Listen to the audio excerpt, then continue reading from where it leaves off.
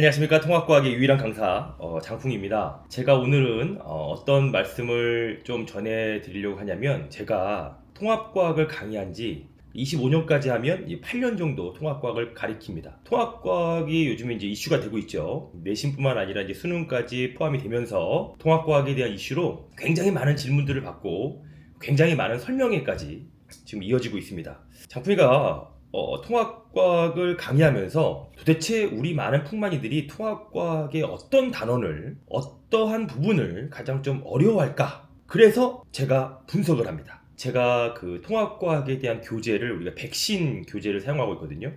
그러니까 제가 이제 중등부부터 통합과학까지 백신 시리즈가 제가 직접 제작을 해서 내신과 수능에 대한 예방접종으로 이렇게 열심히 과학 공부를 해보자 해가지고 제가 이제 백신이라는 이름을 지었는데, 2022년부터 2024년 12월 약 15일까지 백신 통합과학에 있는 그 강좌에 대한 질문을 제가 쫙 리스트를 업을 한번 해봤어요.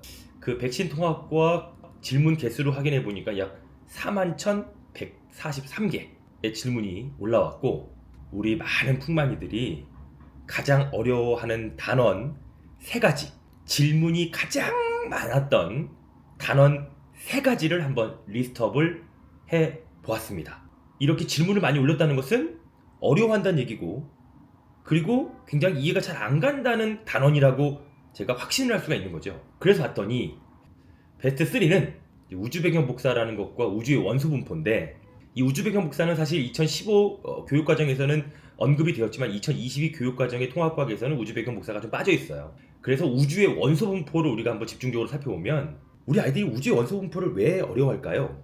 이 우주의 원소 분포는 지금 통합과학 1에 있는 2단원에 대한 내용입니다. 원소의 생성과 규칙성에 있는 그 부분인데, 이 부분이 왜 어렵냐면요, 중학교 때 배우지 않았던 별의 진화가 나오거든요. 별의 진화에서 다양한 원소가 핵융합 반응에 의하여 태양 정도의 질량, 태양보다 질량이 더 큰 별의 진화 과정에서 철까지 만들어지고 탄소까지 만들어지는, 중학교 때 전혀 배우지 않았던 부분이에요. 이게 통합과학에서 처음으로 이게 어려운 내용이 나와버리니까 아이들이 정신 못 차리는 거죠. 그래서 질문이 굉장히 많았던 베스트 3단원이 바로 통합과학 1의 2-1 원소의 생성과 규칙성이라는 단원입니다. 자, 그렇다면 베스트 2 역학 시스템, 물리 파트. 그래서 베스트 2를 보면 중력과 역학적 시스템, 그리고 공동으로 별의 탄생과 진화, 아까 말씀드렸듯이 별의 진화가 처음 들었기 때문에 어렸을 것이고, 그리고 중력과 역학적 시스템이라고 해서 이제 자연학화 운동이고, 공기의 저항과 마찰이 없을 때 어떤 물체가 떨어질 때 똑같은 높이에서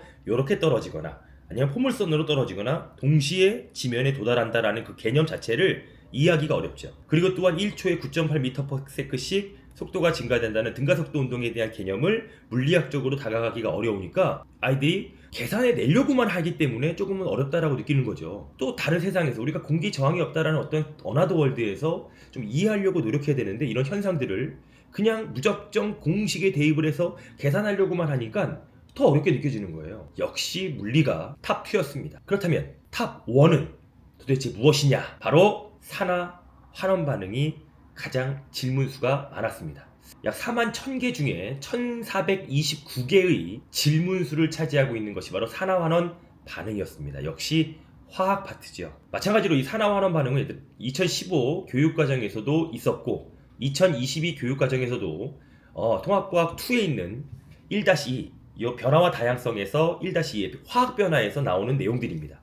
산화환원 반응도 있었고 중화 반응도 있고 산과 염기의 라는 반응도 있는데, 산화환원 반응이 왜 어렵냐면 이온수에 관련된 문제가 좀 나와요. 그러니까 2+의 양이온이 만들어지면서 전자 2개를 내보내고 -1가의 음이온은 전자 2개를 받아서 1개씩을 받아야 되니까 2개가 필요하고, 이런 어떤 개념의 이해 정도가 기본적인 생각은 다 아는데 양이온의 개수와 음이온의 개수가 2개 필요하다? 이런 어떤 복합적인 이해의 폭이 넓어지지 않으니까 산화환원 반응이 더 어려운 거죠. 산화환원 반응은 산소를 얻고 전자를 잃는 것이 산화니까 이게 반대되는 개념이잖아요. 그러니까 우리 풍만이들이 조금은 헷갈리는 거야. 그러니까 생각을 더 이상 안 하려고 그래. 그냥 어렵다라고 단정을 짓는 거죠.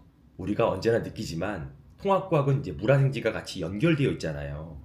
그 중에서도 가장 어려워하는 단원이, 질문수를 봐도 탑 3부터 탑 1까지 봐도 처음 나온 단원과 그리고 물리와 화학 파트라는 것. 그러면 이 통합과학이 수능으로 출제가 될 때 변별력 확보를 위해서 이렇게 역학 시스템이라던가 산화환원 반응, 중화반응처럼 물리와 화학 파트에서 변별력 확보를 위하여 좀 더 어렵게 출제가 될 수 있는 확률이 높아진다. 내가 어려우면 너도 어려워. 통합과학은 어려워요.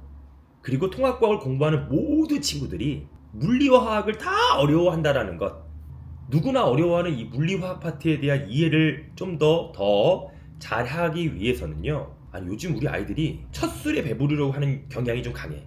일주일 공부하면 만점 받아야 된다는 그런 지배적인 생각에서 좀 탈피해야 돼요. 과학은 그렇지 않습니다. 보약 다리듯이 천천히 정성을 들여서 문제를 풀어보고 또 틀린 문제 다시 풀어보고 내가 왜 틀렸는가를 생각해보고 하는 것이 가장 중요한 전략이다. 이렇게 뭔가 좀 이렇게 수치로 우리 많은 풍만이들이 어려워하는 그 질문 게시판의 숫자로 보니까 조금 더 이렇게 객관적인 증거 자료를 가지고 이제 앞으로도 계속 통합과학에 대한 얘기를 말씀드리려고 합니다. 오늘은 여기까지 통합과학에서 가장 어려워하고 변별력 확보를 위한 단원을 한번 확인해 보았습니다.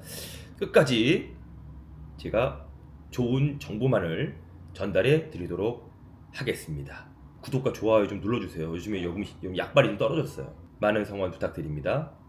장풍이었습니다. 뿅!